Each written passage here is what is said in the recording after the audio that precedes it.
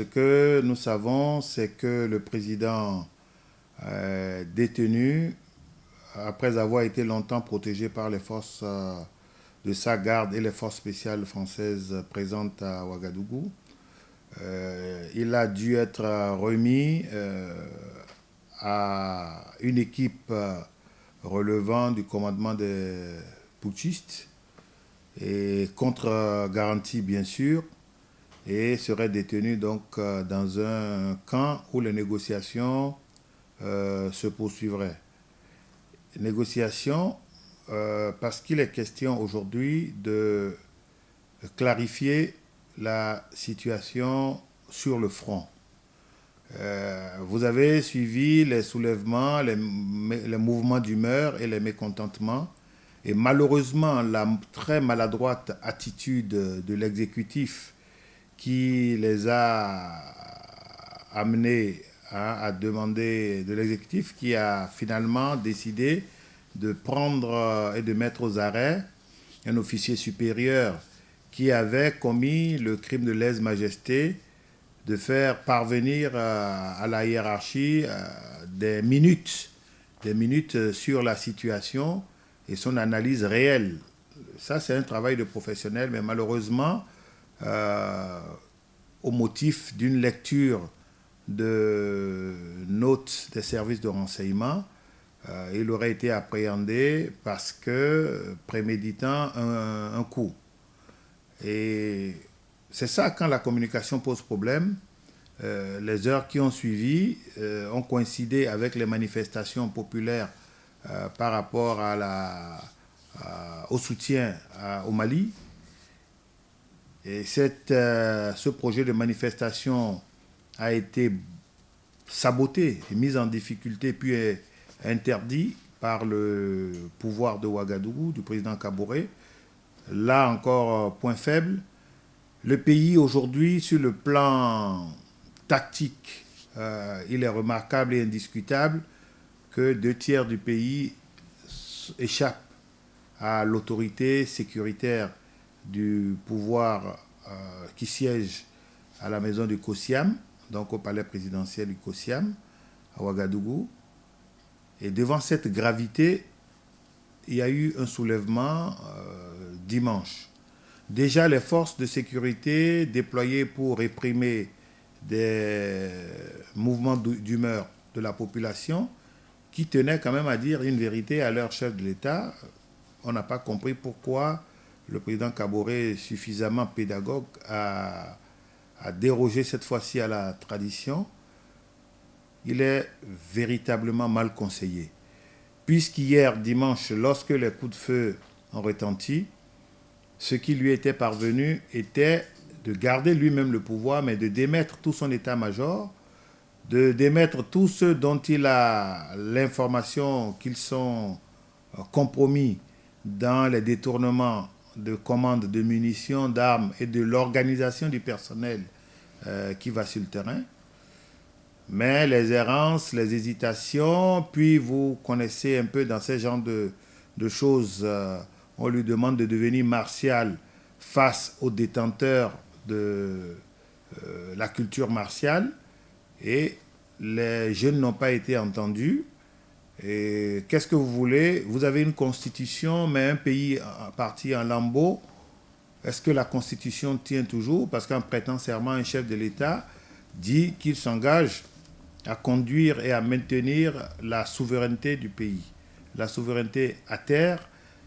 Les jeunes qui avaient donc beaucoup de griefs contre le pouvoir central se sont mis à se manifester. Mais ces manifestations se sont dans un premier temps déroulées avec des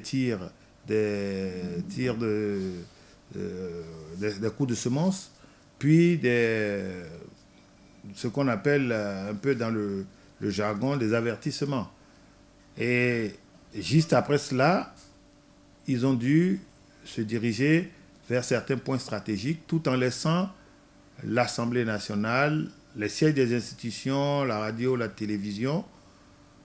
Mais dans ce climat, ils ont eu à faire face à des tentatives de représailles des forces présumées loyales au chef de l'État, qui elles-mêmes sont divisées. Et donc cette partie qui s'estimait loyale a décidé d'attaquer les positions de de leurs collègues qui manifestaient les mouvements d'humeur. Et donc tout est allé très vite.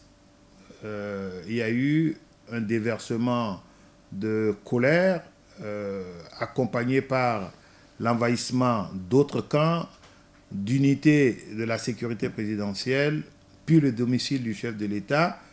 Et devant cette situation interne, ceux à qui on reproche souvent d'être des impérialistes,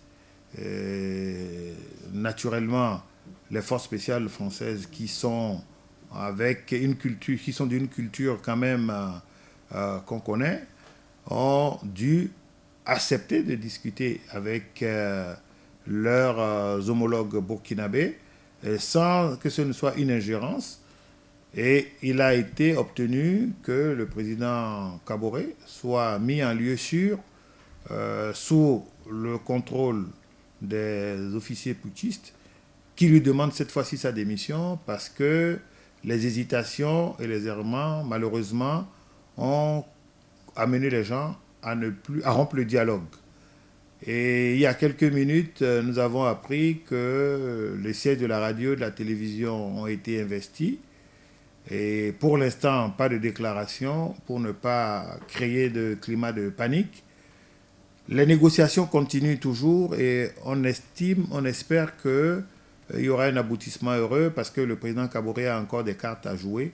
Malheureusement, certains membres du gouvernement se sont planqués, ont pris la tangente, comme on le dit. Et d'où ils sont, ils jouent un peu la désinformation informative pour permettre d'avoir encore des chances si les forces loyalistes pouvaient retourner la situation.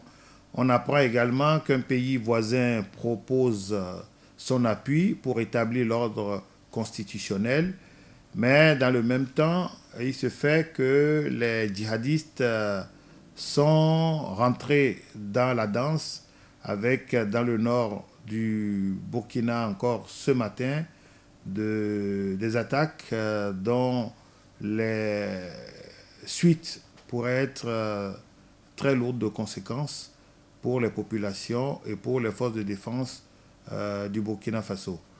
En somme, à l'heure où nous retrouvons, il est 11h moins le quart à Cotonou, nous ne pouvons encore rien confirmer. Ce qui est certain aujourd'hui, c'est que le chef de l'État, le président Kaboré, est dans une situation qui déterminera le destin du Burkina Faso, où il fait la part des choses et maintient le pouvoir avec une nouvelle gouvernance et à une autre cadence, où il est démis, et malheureusement, ce sera le énième exemple. Nous en avons parlé, nous avons reparlé. Depuis 2015, nous suivons cette situation. Et un petit conseil pour nous tous en Afrique, pour nos dirigeants, pour les gouvernants et ceux qui ont la charge de la décision de défense, il faut pouvoir avoir la tête froide et l'humilité d'interpréter les analyses dont on est en possession, parce que chacun des officiers aujourd'hui qui mettent le Burkina dans cette situation ont parfaitement compris ce qui se passait. Et je ne voudrais pas finir sans parler de la diversion qu'il y a eu hier. Au lieu de se mettre dans le droit fil, dans la droite ligne de ce qui se passait, les services de renseignement ont noyé les bureaux du président de la République, le président Kaboré, de fiches faisant état de mutineries organisées pour obtenir la libération du général Diendéré. Je précise que, bien qu'étant condamné à 20 ans de prison, le général Diendéré a gardé le contact avec toutes les unités d'élite du pays auxquelles il adressait des mémos des mémos d'accompagnement, d'assistance technique au vu de son expérience. Il a donc coaché depuis sa prison ce que les gens en liberté et en position de commandement ne faisaient pas. Et donc, ce contact, ce rapprochement et cette fusion patriotique, je l'appelle patriotique, parce que devant certains mots, il faut faire l'option d'aller au moins grave pour parer au plus pressé.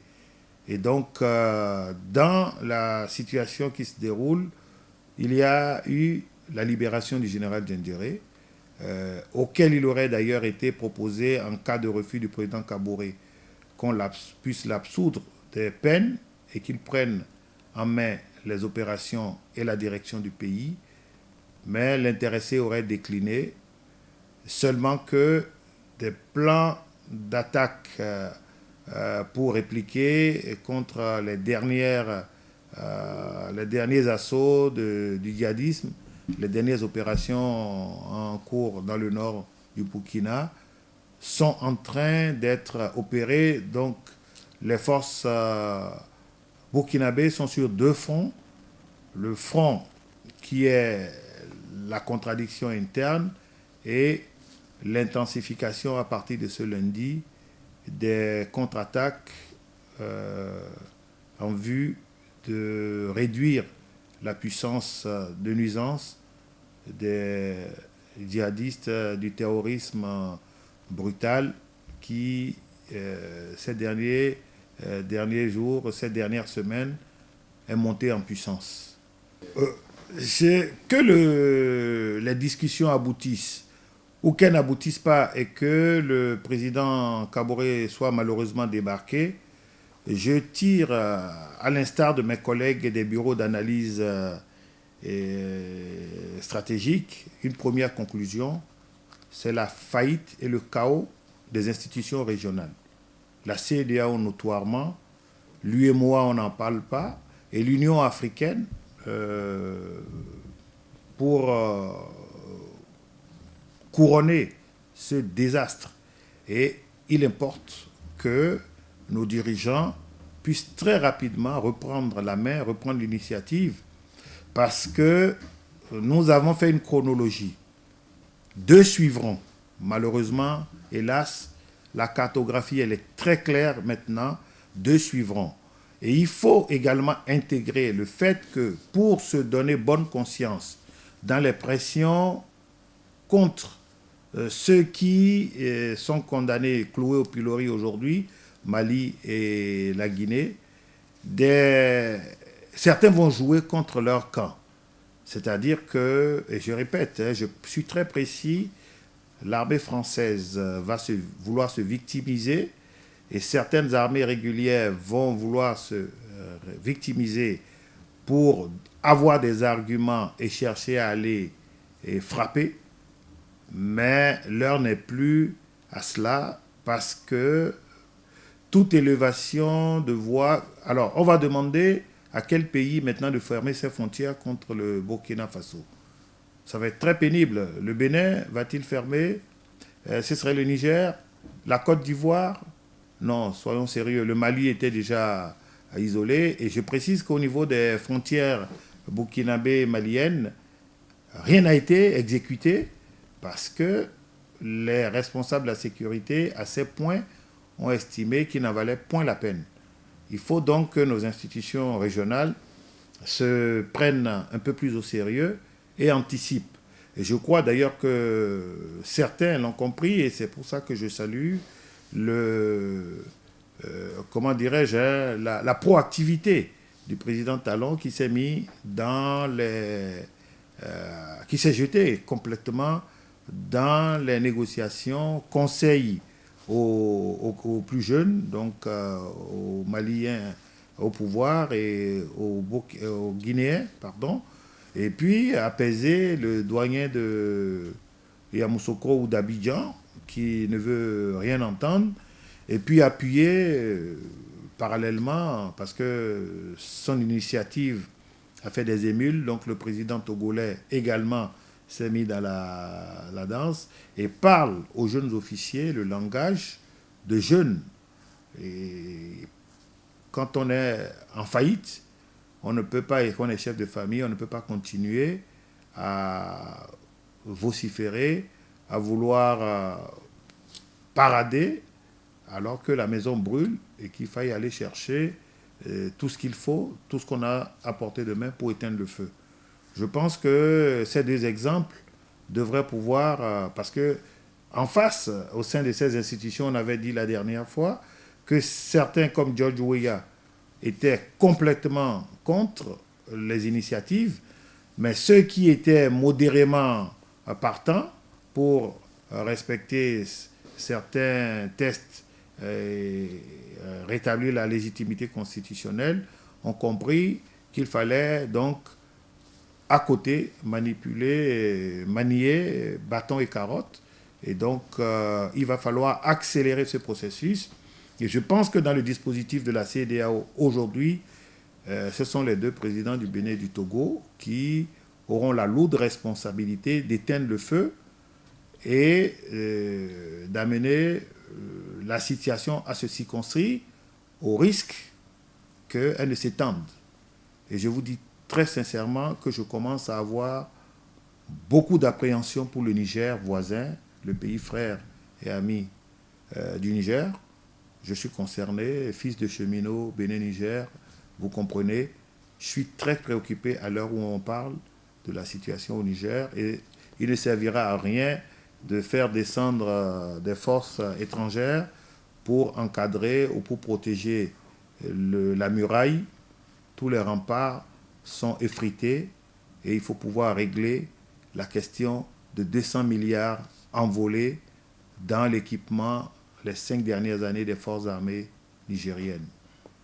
Ce qui est certain, je vous l'ai dit, et vous voyez la chronologie, ce qui est certain, le prochain sur la liste, c'est le Niger.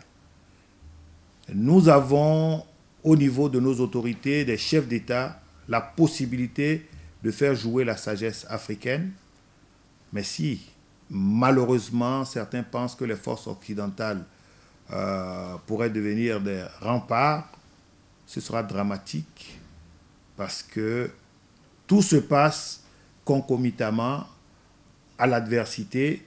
Il y a les querelles intestines et malheureusement, là-bas, on risque d'aller à un parricide. Voilà ce que je peux vous dire.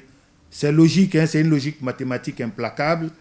La situation, elle est là. Malheureusement, les gens se cachent derrière leurs petits doigts et ça ne pourra pas continuer. Il faut que les gens puissent parler. Et une fois encore, j'invite les grands généraux bardés d'étoiles, les officiers supérieurs avec leurs multiples barrettes scintillantes, qu'ils aient l'humilité réellement et la sincérité de conseiller l'autorité, et chacun en ce qui le concerne, sur le territoire qui est le sien.